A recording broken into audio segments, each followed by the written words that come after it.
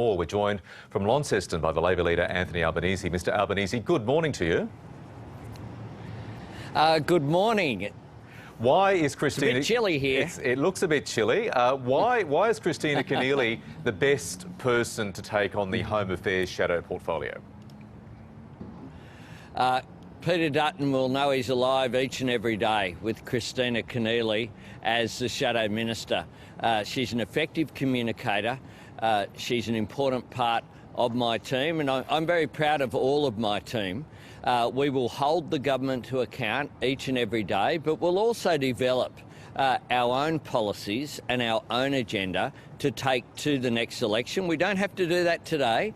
It's 3 years away, but we'll work in a methodical way to make it clear that we're a real alternative in 2022. Kristina Keneally has said in the past she's instinctively opposed to boat turnbacks. She wanted a royal commission into asylum seekers in Australia. She has disavowed those comments, of course, but do you fear, Anthony Albanese, they will hang like an albatross around her neck? Not at all. I don't think that anyone, including Peter Dutton, thinks that everything that has been done is perfect. What we need to do, though, is to ensure that we do have secure borders, but we don't have to lose our humanity in doing so. And it's not surprising that someone like Kristina Keneally, coming as she does from her background in terms of faith, like many of the leaders of the Catholic and other communities, are concerned that people on Manus and Nauru have been there for a very, very long period of time. Now, the government needs to sort that issue out. They're now into their third term. So you can have secure borders without losing our humanity. OK, how do they sort it out? What's your policy prescription? Well, what they need to do is find third countries of settlement. We've been saying that for a very long period of time, and the government has knocked back offers for third countries of settlement. You can't leave people in detention indefinitely forever. There's also the economic cost of doing so. We saw during in the lead up to the election campaign, the most expensive media conference in Australia's history, where we had hundreds of millions of dollars allocated for Christmas Island so that Scott Morrison could go and stand under a tree and hold a press conference and take the gallery with him. He could have, of course, done that on Cronulla Beach just as effectively. So what we need is to ensure that there is bipartisanship when it comes to securing our borders, but the government also needs practical policies that doesn't just throw money that is unnecessary at the issue in order to try to score political points. Still a very difficult time for your predecessor, Bill Shorten. Of course, he was expecting to be in the lodge at the moment. He has now been appointed by you as the Shadow Minister for the NDIS. What are you expecting from him in that role? Oh, look, he will be fantastic holding Stuart Robert to account. It's a bit of an easy target, I've got to say, Stuart Robert. He's been a disaster the last time he was a minister. He's been a disaster when he's been on the back bench and having to pay back a hell of a lot of money for his home internet, which was at the level of a major company almost. So the NDIS is too important to have been allocated to a failed minister. Bill Shorten, of course, played a critical role in the establishment of the NDIS. There's no one who's more committed, who's more connected up with the community than Bill Shorten with regard to those issues. And he's really looking forward to the role, and I'm sure he'll do it very well indeed. In the wake of the announcement of the new front bench team, a number of your colleagues, including the new Shadow Treasurer Jim Chalmers, Shane Newman and Joel Fitzgibbon, have all said they strongly support the coal industry. Anthony Albanese, is that a message Labor should have made much more strongly during the election campaign? Well, what they've said is that two things. The first thing is we need strong environmental safeguards. Environmental approvals go through at the federal level through the EPBC Act. The EPBC Act actually ensures that you can't have political interference. that you make decisions based upon science. And we support that rigour. We don't want damage to water or to flora or fauna from any project. But once that approval's done, the private sector invests and they create jobs. And it's very clear that that is the role of the Commonwealth Government. And Joel Fitzgibbon, of course, is the member for Hunter. He's well connected with the resources sector. The other thing that we want to do, though, is to make sure that we value add.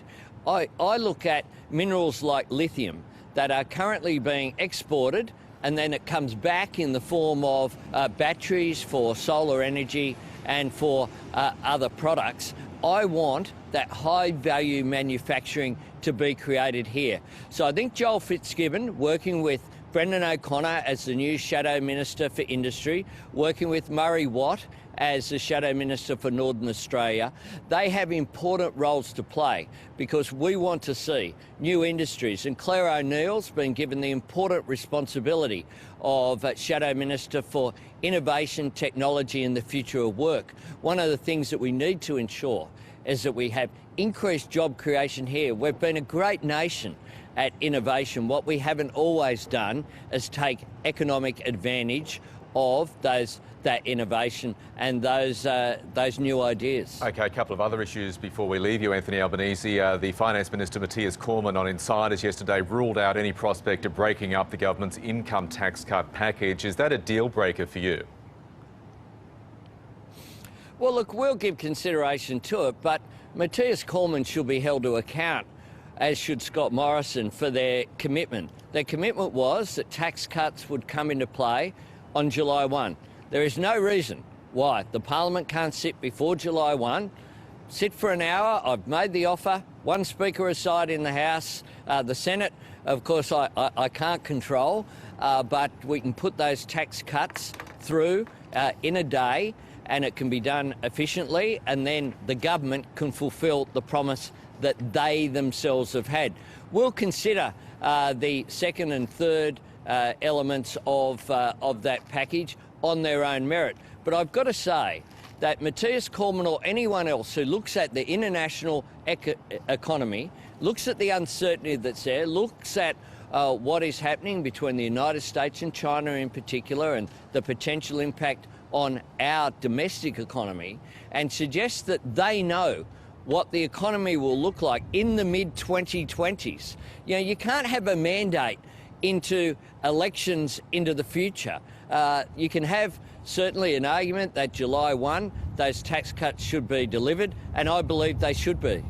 OK, and finally, News Corp Australia's Executive Chairman Michael Miller said in an interview this morning that he believes Labor focused too much time during the final stages of the election campaign attacking News Corp instead of attacking Scott Morrison. Do you believe, Anthony Albanese, that Labor got a fair go from News Corp during the election campaign and is still getting a fair go from News Corp? I think that many elements of the media don't give us a fair go. I think that's a fact. But frankly, that's a fact that has to be built into our considerations. You know, I don't see that it's terribly productive to engage in a debate between Labor and the media. What I believe we should do is just engage in our own policies, get out there, argue our case in every forum that's available, including forums that are hostile. I go on Sky News After Dark, as it's known, occasionally, and am prepared to argue my case to Andrew Bolt and to others who I have fundamental disagreements with. That doesn't worry me. I think people factor that in to their consideration in how those debates occur. And if you're confident about your values, if you're confident about your stance on issues, and I've been in public life a long time, people know me. What you see is what you get. I'll argue my case in any forum, and I think people will take into account the ideological position that is held. I did note there was a front page article in the Oz, I think it was on Saturday, saying that there was pressure on me to take a particular stance of cooperating with the Morrison government. If you turned over to page 9, you saw a direct quote from me saying, I want to cooperate with the Morrison government on that very issue. You know, these things happen, and it's up to editors to make those decisions. But if they make decisions which clearly indicate, I guess, a starting point that isn't balanced, I reckon people can work that out. Anthony Albanese, before you get pneumonia, we'll leave it there. Thank you so much for joining us from Launceston. A very chilly Launceston this morning. Thanks very much, Michael.